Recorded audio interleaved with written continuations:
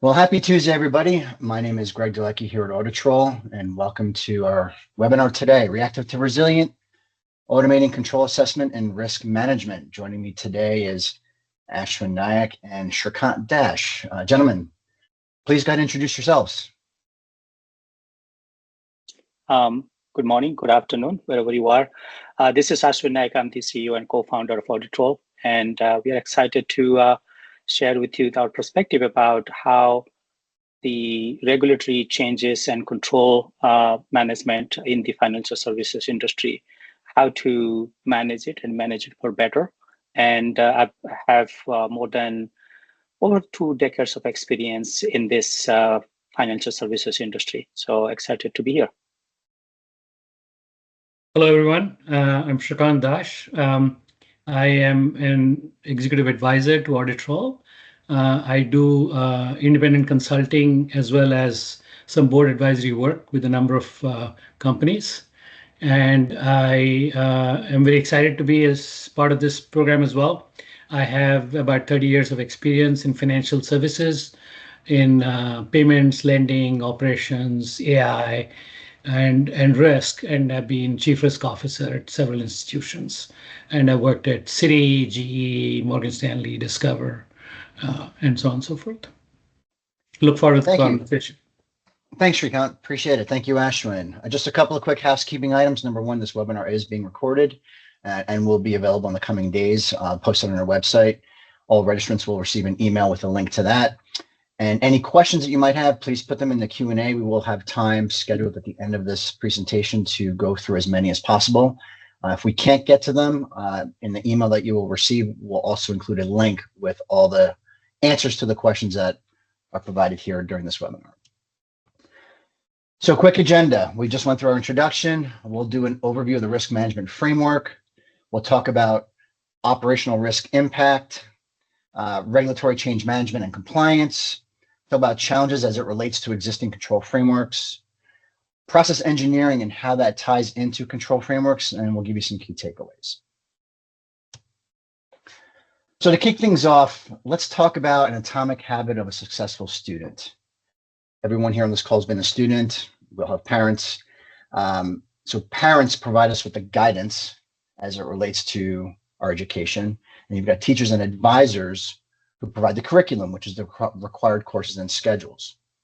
And now it's the student who's responsible for doing the studying, doing their homework, doing their projects and tests, and fingers crossed, they get an A+. So we take that same mindset, and while it's putting it in a very fundamental way in what is a very complex process as it relates to enterprise risk management. So you have industry frameworks, which provide the guidance, regulators provide the requirements, and you've got financial institutions who build their business models. Within those business models, they have to include their risk appetite. As part of the risk appetite, they're building their control frameworks, which include their policies, procedures, and processes. And if all remains in alignment, KRIs should be green. Now I'm going to turn it over to Shrikant. And again, if there are any questions, please put them in the Q&A. Thank you. Yeah, thanks, Greg. Just wanted to provide a little more detail around the couple of slides that Greg sort of took us through. It's important to understand that, Auditrol positions itself as managing the technology and process orchestration and intelligence around risk controls. But, financial institutions in particular, as highly regulated institutions, have been managing risk and controls for a very long time, with more or less success. And the question is, how can we be more successful at it? So it all starts with the business model of the bank or the financial institution itself. And within the corporate governance structure of any financial institution, there is a board that plays an oversight role. And within the board, there is a specialized committee, a risk committee. And the risk committee of the board, in conjunction with the management of the financial institution, essentially essentially sort of considers how to sort of manage the risk appetite for the bank. what capital reserves, what kind of customers they want to target, how they manage their internal processes, and so on and so forth. And they therefore sort of look at their foundational operational risk on the basis of a control framework and policies and procedures. And these operational risks can be managed at various levels. At a level of data, you have to define, what are the data elements that measure the risks that you want to control. And they can be critical data elements. You have to then identify business stewards, data stewards, and so on and so forth. So you do all of that. You build your processes out to measure, how you're sort of managing your risk through a business control function. You have various kinds of analytics and other generative AI models that now help with the orchestration of these processes. You have to worry about data security, privacy, cybersecurity, and you also have to manage your supply chain. There are a bunch of third-party vendors. So no organization is an island. They manage a number of people in the ecosystem, and you have to consider everything from SOX controls to the nature of those organizations and their own risk posture and data privacy postures as it relates to your customers.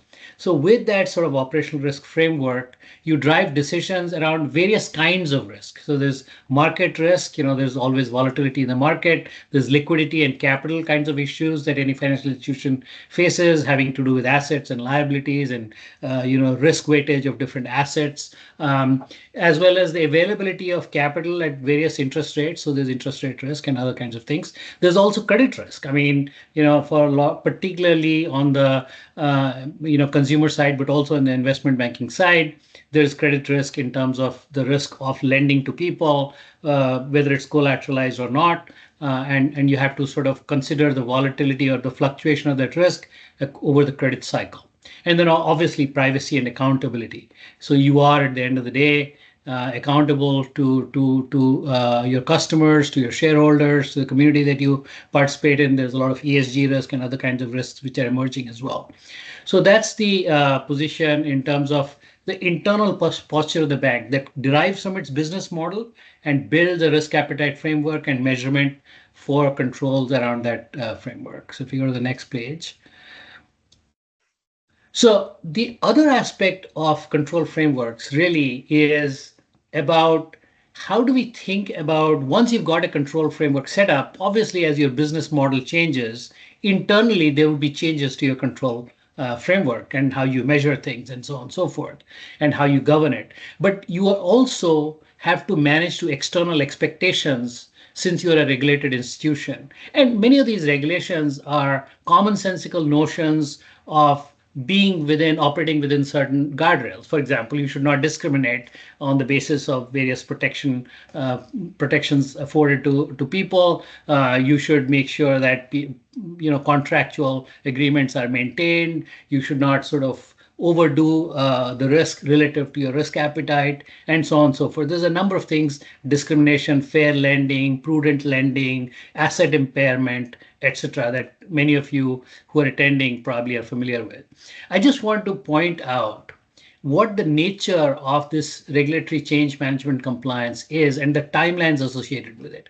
So typically what happens is, that a regulated draft might be sort of initiated either in a congressional committee or within Congress in some part of the legislature, but also it could be done by a regulatory agency. There's a number of agencies, as you are all aware, FDIC and CFPB and others. And these agencies might say, hey, based on our experience of examining institutions, based on our understanding of the overall environment, we think some changes are necessary, right? To better protect customers or to better protect the financial system and so on and so forth. And they will therefore produce a draft, and that draft is then opened up for discussion to all the interested parties, including the financial institutions that regulate it, but it could be consumers, it could be interest groups, variety of people that might be interested in the outcome of that change. And that might take 6 to 12 months. And so there's quite a bit of time, which is, and many times financial institutions either participate or on their behalf, there are industry bodies which present a point of view, and that's all taken into account. Then that on the basis of that discussion, some of that modification of that draft is done and the regulation is finalized and it goes through congressional approval, and that itself can take up to a year to do, depending upon the complexity and the controversy surrounding any change management.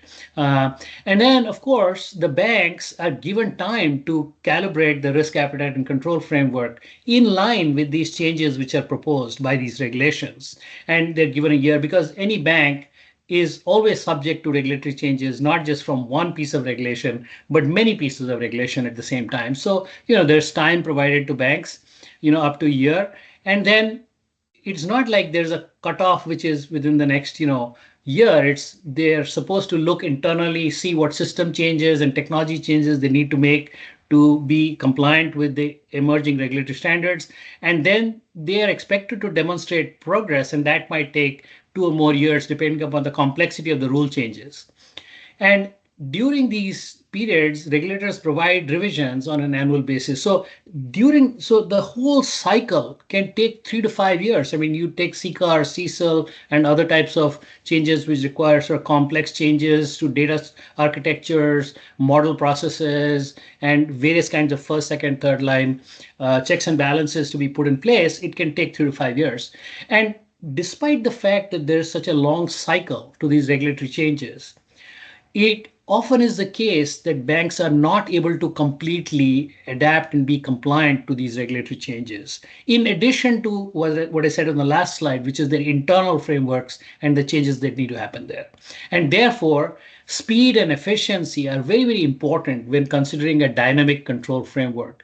And so applying intelligence, applying process orchestration, applying technology solutions that allow you to be compliant to this very non-discretionary function is really, really important. And unfortunately, in many cases, they're not considered the highest priority relative to other front office tasks for technology and operations within banks. So I think at Oritrol, we were sort of setting out to start to think about, how to, create more speed and efficiency within a very robust governance structure. Thank you, Shrikant. Before I turn over to Ashwin, for those who are new to the call, if you have any questions, please do put them in the Q&A. We will have some time at the end to get through some of those. Ashwin. Thank you, Shrikant. So you heard about the macro level changes that happens within regulatory space or your internal risk appetite. Now, let's sort of dissect that into what we have seen sort of a trend in across our customer environment when they bring in those regulatory controls and their internal business controls. The process that most often we see is that looking at all the different regulatory requirements in form of thousands of pages of web pages, and those PDF or web pages, and some cases we have seen customers, they have also subscribed to receive the regulatory updates via email. Now, whether you look at the PDF document about the CFPB regulations or some sort of email subscription, it's an educational experience, but it doesn't translate that into a tactical execution plan, meaning the question that comes down to, what do I need to do as a bank? What do you need to do to act upon them, right? So that's sort of, that itself takes a lot of time in terms of compiling that. That's in the current process, what you're seeing. Now, looking at those regulatory the requirements, and then bringing that into all the spreadsheet most often that we are seeing that's managed by each department, there is a lot of the manual effort that happens to consolidate the spreadsheet, the existing business controls into, and then all the regulatory controls that are available, then sort of create more spreadsheet, honestly. And there are sort of a lot of redundancies that we have seen. And then on the top of that, you also have, as a bank, you have a lot of policies and procedures whether it's in a governance policy, data access policies, cybersecurity procedures. So on an average, at least there are 20 different policies, procedures, documents are there. Now, understanding which policies are supposed to be changing now with any regulatory change, it's an extremely manual effort to go ahead and do that. And that also needs to be done by someone who understands the business, understand that subject matter as well. So that creates another sort of challenges.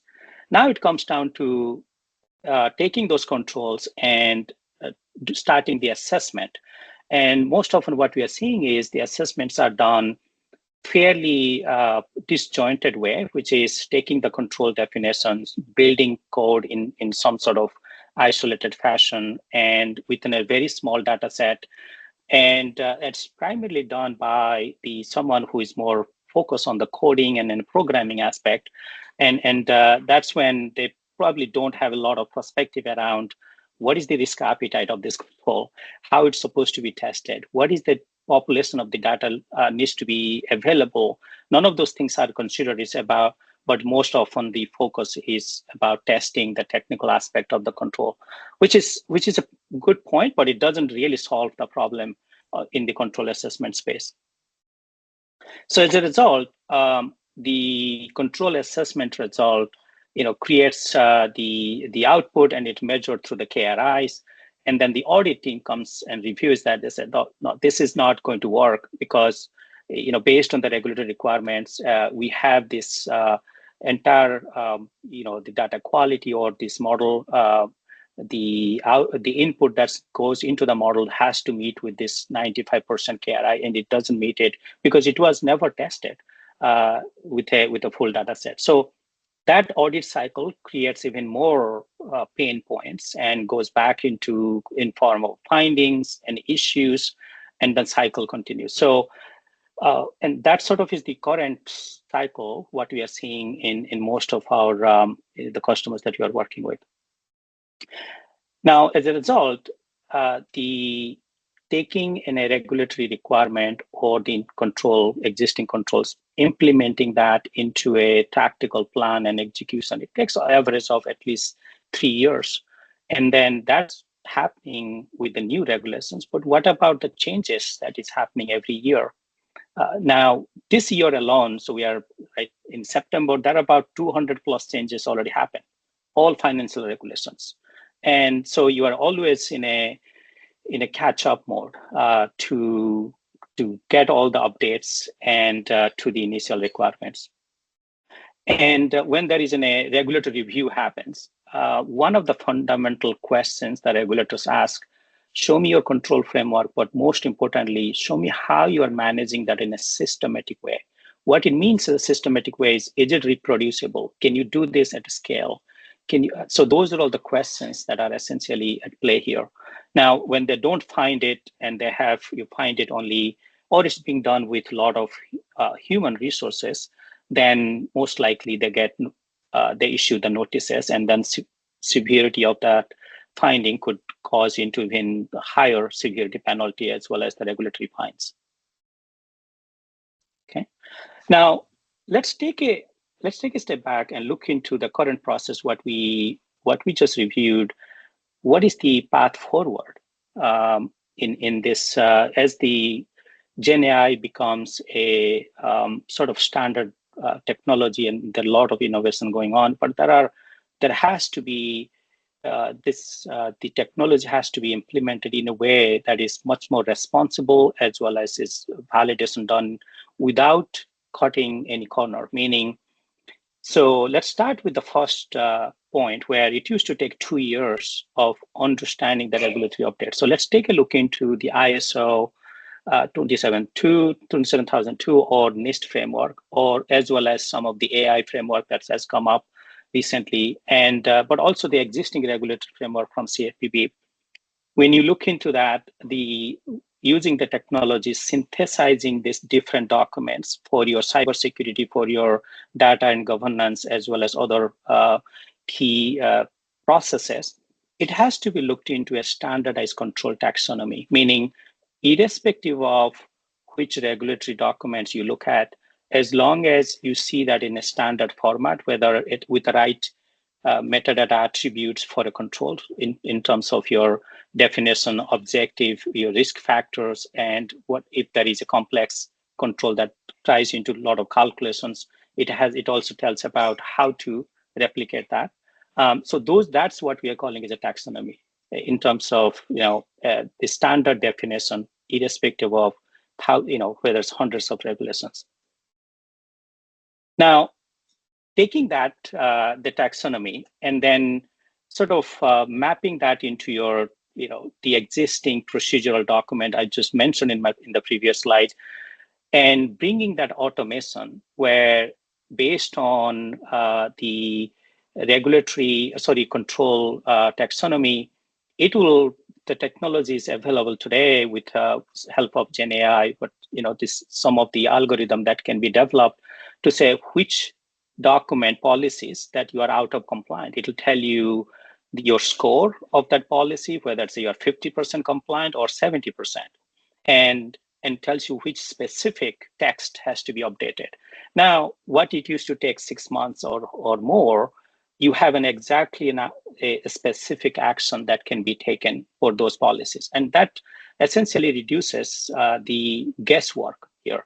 Now, who needs to update those policies? That doesn't go away. That has to be done by the governance team or your risk team. That's because they bring the institutional knowledge. Then the next thing is sort of bringing the control and then linking that into your processes and sub-processes, because a lot of times what we have seen is controls are looked into more of an automation project. Yes, it is an automation project, but there is a core to that. It also has to define which process it impacts your organization, department, and within the department, like let's say consumer division, you have a credit card. Within credit card, whether it's in a KYC or if it is in a interest rate calculation, these are all the process and sub-process it has to be associated. Now, whatever the data that is needed to supply to the control assessment has to be connected in terms of the database or wherever the data resides. But one of the important things here is before connecting the data, what is the governance of the data also? Like, do we have the right glossaries? Do we have the right the owners, the data steward associated to that? Because these are all the important sort of attributes of the data that has to be thought through and then connect to the control for the codify and then put that into workflow engine.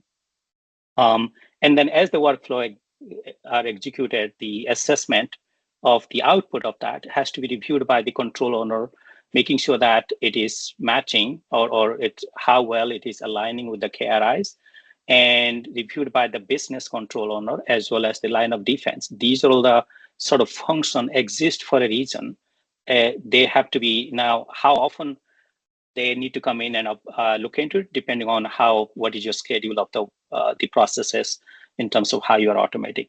So once that is sort of designed and then executed, the review, it becomes like in a workflow engine with a schedule and continuous review. And every single execution has a log, has an approval process, and there is the system manages that. You sort of move away from talking or bringing the results and control from spreadsheet and different log into a systematic way, and everything is auditable also, right? So that sort of is what we are talking about. Now, if it's done right, then what it used to take almost three years on average, it brings down to 3 months or less if it is designed well. Okay. Now, let's look into this one, put that into an actual tactical plan. Right? Nothing really works without saying, okay, this is great, but how do I put this into my project plan? Or how do I bring the resources to execute the project? So in this context, what we're talking about is the requirement, which is what we already sort of talked about. It has the regulatory summary that gives a very thoughtful and summarized view of what this means to the institution, to your organization? When was it revised? What are the control taxonomies? And based on the control definition, as a user, you can write, it provides sort of a how it's supposed to be tested. So again, there is less of a guesswork there. So that's all packaged under requirements. I sort of already talked about the configurations in terms of making sure that you have the right glossaries and business definitions. So to Srikanth's point earlier, if you are bringing in the control for your data input that goes into analytics model, what are the CDEs? Are they defined as your critical data attribute, data elements? What's the quality score of the data? And even if you have all the tools that's already part of your organization, those input has to be connected into the control workflow, because that's where the rubber meets the road, where the control is assessment happens. So that's on the configuration side. Then on the prioritization approval, a lot of times what we have seen is now the controls are defined. Let's just go ahead and put that into automation and execute in multiple workflows. But that's not how it's supposed to be handled. The way it's supposed to be handled is, what's my priority of my execution? Because you have a defined number of people who are responsible for this, and getting more budget, adding more people, it takes 6 months to a 12 months period. But if you think about the prioritization in a way that which controls are impacting my my financial risk, what are the controls are defined, the regulatory that have already given us the notice that we have to improve, otherwise we may get a notice. These are all the sort of criteria has to be factored in those in the control priority, as the prioritization of the control. Then we go into the next sort of steps about sandbox testing, and we are calling that a sandbox testing by design, because it is more than sort of testing with your controls and the code. It is about evaluating which processes are likely to be impacted in production, because you don't want to move into production and then find out not only your controls are failing, but it has a severe downstream or other impacts as well. So that's the sandbox testing. And then, of course, a lot of your organization have a change management process, follow that, and then bring that into production where it's tested and it provides the output. And then sometime you will see those controls are failing due to your data has changed, condition has changed, and the longitudinal aspect of the data also has changed. So that's the variance. If it fails, most of the time what we have seen is it takes, again, significant amount of time to even understand the root cause. But with the technology, it tells you a possible root cause so that you don't spend a lot of time in troubleshooting them. So this process, what we just talked about, it isn't new. We're not reinventing the wheel here. This is the type of process you already have for your app development or your other aspects of the organization where they're focusing on building the applications. What we are bringing, we are taking that, what we're calling as an agile software development, robust engineering, bringing that into the control framework and treating this as a data project, but with the right risk and approval prioritization process. Once if it is done in a workflow, it basically follows very similar software development lifecycle. Okay. Now, that sort of is the first time it will take the time to build it, but the ongoing changes that we talked about, which is when a regulatory change happens, these are all the textual sort of change. How do you know the change for a CFPB TILA regulations? How does it compare to the previous version? And this is where, again, some of the Gen AI technology comes into the picture that tells you what is the specific change we are talking about, which control ID, and what is the change means to you. And those are all, again, the change requirement document that's captured, and then it follows through similar process of the pipeline that we just talked about.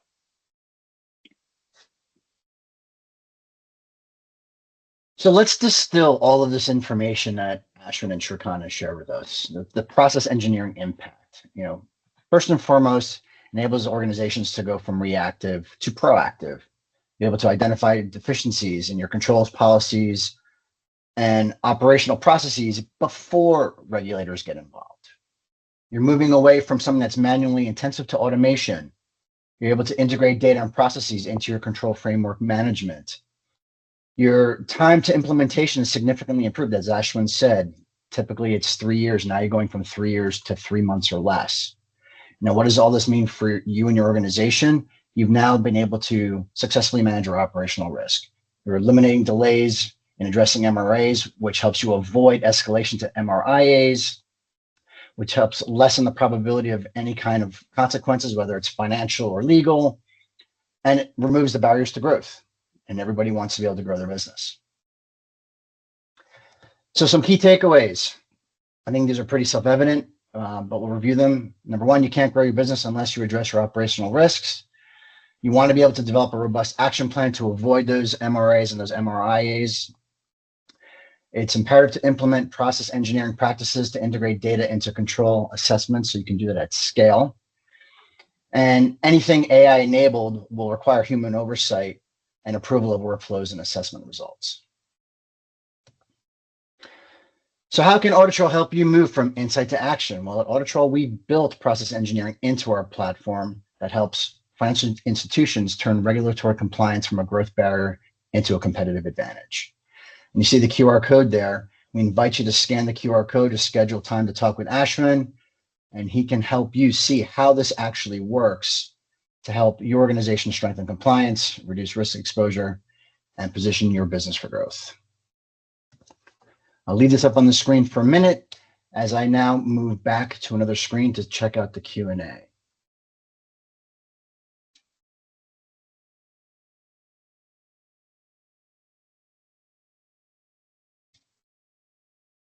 Okay, so we do have a couple of questions here in the Q&A, and I'm going to be looking at my second screen here.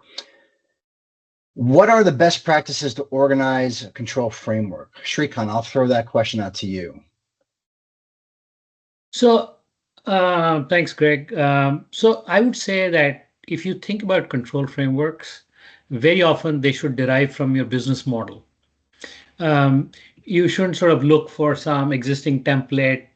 There are templates around how to procedurally set up controls, but substantively, your controls should be based on your business model.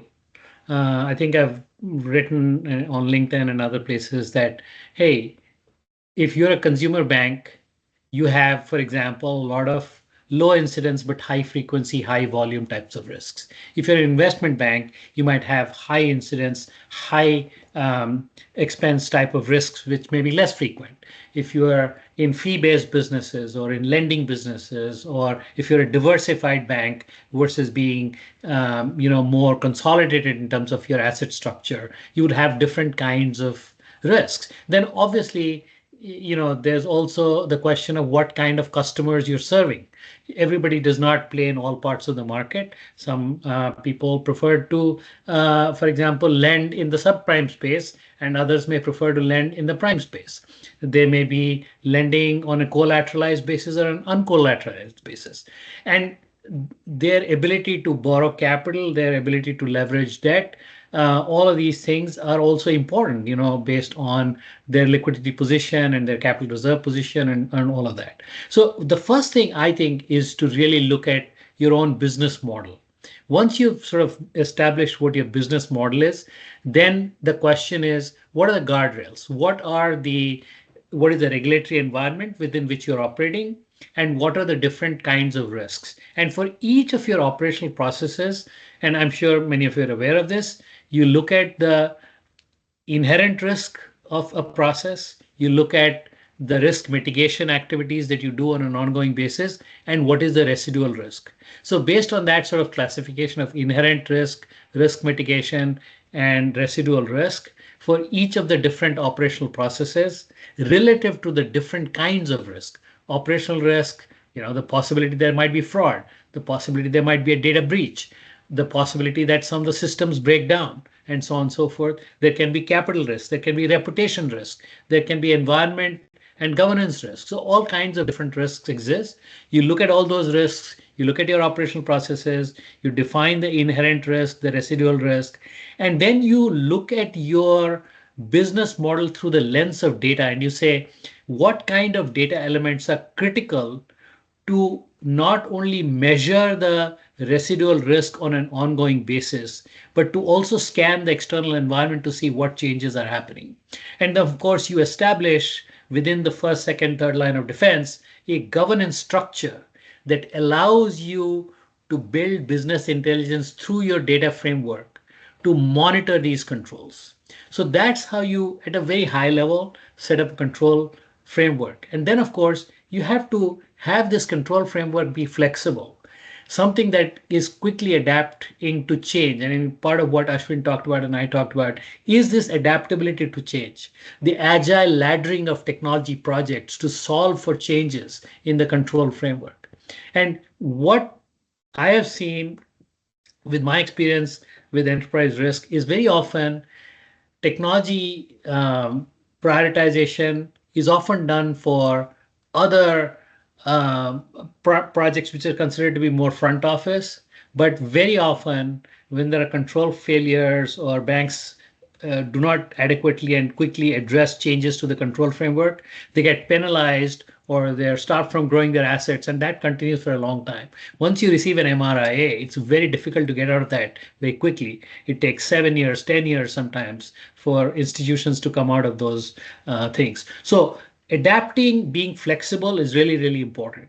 And as you know, I mean, very often the platforms which allow you to monitor and consider your control framework are very kludgy. They're not very employee friendly, and so our mission is, as an industry, should be on how we make a more flexible and quickly adapting type of control framework with some of the new intelligent frameworks, agentic AI, generative AI, or even just with numerical data, machine learning processes, various kinds of things, but also improve the way in which we make those changes operationally. So that's sort of how I would look at it. Thank you. Question two, this one sounds somewhat parallel to that last question. Banks have been developing controls over years. What are the best practices to standardize controls? Ashwin, I'll throw this one to you. Yeah, thank you, Greg. So this is something that we've been looked into or thought about this one for a long period of time, which is I'll take an example of a medium-sized bank that have almost close to 1,000 controls. And they were really wondering, right, is the 1,000 controls we have enough, or we have a lot of duplicates there? So, and then they're also subjected to all these federal and state regulatory requirements as well.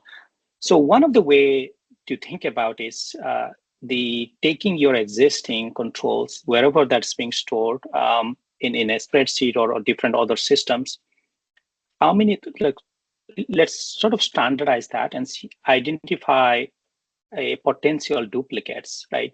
Because over the last several years, they have been written by different people. They're no longer in the organization. And so looking in that, identify the duplicates, and then sort of take this, map that into this specific regulatory requirements that the bank was subjected to comply, and see how many of them are really matching, and which one that they have to now bring into their environment for the further sort of put that into update their control framework and then go through the assessment process we talked about. So there are a couple of things here. One is take a hard look into your existing control library and see how many of them are duplicates, and then making sure that you are thinking about the regulatory requirements and understanding what percentage it matches. Is it 10%? Is it 50%? And then specific recommendations around what you need to know, what else you need to know, and then bring those controls into your control framework library. So those are all the way to standardize the controls that you have. I mean, if I can sort of add, Ashwin, to what you're saying, at one level, the standardization of control frameworks requires that the folks, both in the first line as well as in the second line, corporate risk, as well as the third line audit, become much more familiar with the available technology and technology changes that are happening. A lot of, how you think about controls. You can manage controls on a piece of paper. You can manage controls on an Excel spreadsheet. You can manage control frameworks through Jira and laddering and agile processes. You can manage it through AI agents. You can manage it through workflow orchestration. Very often, what I find is, people naturally, have only so much that they can be expert at. But it is important, I think, for risk managers and compliance managers and business control managers to become more conversant with technology processes and data processes and data architecture, at least enough to sort of say, hey, how do we sort of create standardized processes? Like Ashwin gave the example of duplication, right? It's a very common problem, but and it is a solvable problem. It's not even a very difficult problem to solve, but very often it sort of festers and then it goes to remediation because of those duplication, which causes errors or system changes in the production environment when new changes are uploaded to the production environment, and that causes its own problems. So I think having a little more interaction among the functions, the risk and control functions, as well as technology and data governance functions, is really, really important to standardize processes. Thank you. And we're almost at time here. So I'm going to ask one last question, and I'm going to ask you both to answer this. The question is, how should banks think of automation as it relates to the control framework? Ashwin, you want to go first? Hey, sure. I sort of talked about in a couple of the slides back, which is, I think what we are seeing is automation. The institutions look into the control assessment as an automation project, which is technically that is the right terminology here. But most often automation leads to sort of today it's a very siloed, looking into set of workflows, automating that and storing the results and sending an email alert. But what it's really does misses the point here is, and then before I say that, most cases they're being used RPA and other tools. Now, what we are really talking about is an auditable, repeatable processes workflow engine that has a connections to the control that we are talking about, also the data glossaries, definitions, and connections to and connected to other systems as well, so that you don't replicate the things that you already built over the years and into your control workflow engine. So when we think about automation, we are thinking about this one as a workflow engine that also has the right people involved and approving at the design level, at the assessment level, and then the audit level, right? So that all the right roles are coming in and reviewing it. And in the first time around, it takes time, and that's okay. But the scale that you get is the subsequent runs and repeatable when those processes runs on a scheduled basis. Srikanth, anything that you want to add? Yeah, no, I would echo what you said, Ashwin. I think those are important. I can add a couple of things. I think as you think about automation, think about human oversight. It's very, very important. Automation is not an excuse to absolve yourself of the responsibility of managing the risk, right? At the end of the day, you can outsource a bunch of things within the organization or outside the organization, but you can't outsource the actual accountability for the risk. So you have to manage that risk. So that means you have to constantly be aware of what automation you're putting in place, how to monitor that automation, how to have some intelligence around that automation. A second thing I would say is don't operate in functional silos. Lean into stuff that you're not familiar with. Educate yourself with what is needed to be able to play that oversight role. Similarly, I would say folks in technology or in operations who often look at their role as not being a risk role is that everybody in a financial institution is a risk manager.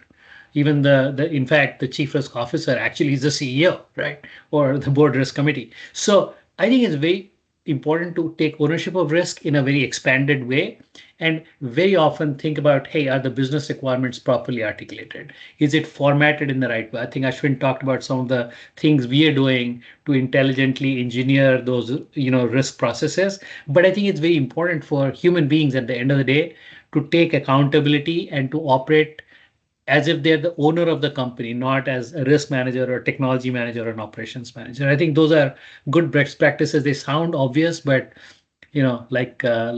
common sense, sometimes rare. We have one last question that just came in, and so let me ask this real quick. The question is, many of the tools are not designed for control automation, but for other use cases. What is your thoughts when these tools try to patch automation on top of what they have? Yeah, I'll take that, and Srikanth, please chime in.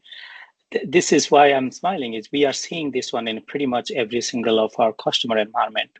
There are tools for governance, and within the governance, data governance, there are multiple tools, and control repository, there is another tool, and there is RPA that does sort of automation, the coding aspect of it, and then Jira and other sort of project management is being managed this way. So within that, all these different tools are never meant to be a risk and regulatory risk and compliance workflow engine, because they don't have the approval system. They're missing with all the points we just talked about. So patchwork actually is going to cost even more issues if you decide to do that way. And it's also going to create much more problematic from an auditor standpoint as well as regulatory review standpoint, because you cannot show them the evidence right there in this tool. Because remember, one of the things we talked about, regulators care about systematic way of managing the risk, and clubbing multiple systems together doesn't necessarily answer the question. At least what we have seen in a number of cases, it hasn't. So our perspective on this is, take a look into this one as a truly the risk and compliance, and then the data and then the processes. Look into this one in a holistic way of bringing the right workflow that has all the design consideration we talked about. That's the way it has to interact with other tools, but the core function, which is the workflow engine, auditability, as well as the approval system, it has to be in one system, one sort of platform. That way, that will really help you to get to the next stage. Yeah, I think just to add to that, Ashwin, look, I mean, the rise of reg techs, I think today, I mean, this is the fastest growing part of the fintech sort of, or the tech fin movement, if you will, is reg tech, precisely because of the question that is being asked, which is the tools are out of date. They're not combined into a platform or process that is relevant to control and risk management. I'll give you an example of, and so my answer, blunt answer to that question is, we need to come up with different tools, which is what we're trying to do at Auditron, and there are other companies trying to work and solve these problems. You can't take a tool which is developed for something else and just sort of force fit it into this. I'll give you an example of why those kinds of tools, new tools for regulatory governance, are important. For example, take regulation having to do with KYC or OFAC criteria in underwriting. So let's say there's a regulatory change about what you need to do to validate somebody's identity. And so you create a remediation plan and you sort of fix it by saying, okay, I'm going to change my code within my underwriting layer, and this is the data that's going to feed into it, and this is how the outcomes are measured, and so on and so forth. But very often when we make changes to be compliant with the regulatory framework that has changed in regard to a particular process, we don't go back and say, are our controls to measure the risk? If you remember that, something I talked about in the beginning, how do we embed those changed controls now that the regulators have changed the expectation? Or, for example, how do we move from more periodic audit to more real-time, because the compliance barrier is very high? Those are things which are often not looked at, and that's what causes problems. You think you fixed the problem, but you have not strengthened your controls in regard to that sub-process. So these are some of the things that we are working on and others are working on, and I do think that this is an area, regulatory technology, which is vastly underserved because precisely of the intent of that question, which is very often these tools were not developed for regulatory framework assessments and control assessments. They're developed for marketing or operations or something else, and they're being force fit into this kind of thing. That's why so many fines are being assessed on the banks. Wow. Well, gentlemen, thank you very much for your insight, and thank you to all of our participants for joining us today. As I mentioned at the top of the hour, this webinar will be available on our website in the coming days, and you will receive an email with a link to view it. Again, I want to thank everybody for joining today, and enjoy the rest of your Tuesday. Thanks, everyone. Thanks, everyone. Bye.